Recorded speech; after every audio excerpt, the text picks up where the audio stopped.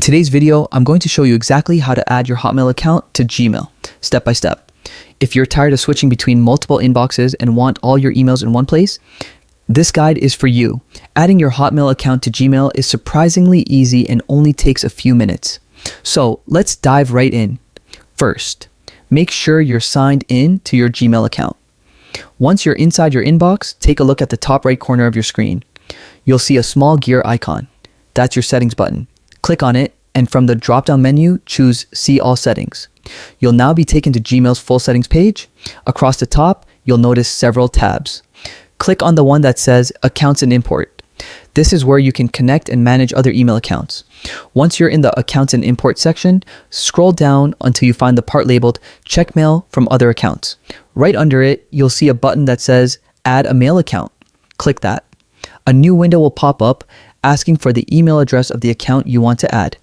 Go ahead and type in your Hotmail address, for example, your name at hotmail.com, and hit Next. You'll then see a few options. Choose Import Emails from My Other Account, POP3. This option allows Gmail to automatically fetch and import all your Hotmail emails for you. Click Next.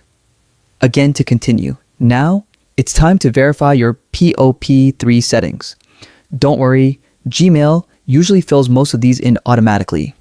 Just double check that the server address says popmail.outlook.com and that the port number is set to 995.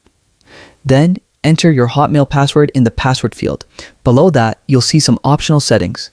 You can decide whether you want Gmail to leave a copy of your messages on the Hotmail server or not. If you'd like to access your emails from both places, keep that option checked. Once you're done reviewing everything, click Add Account. And that's it.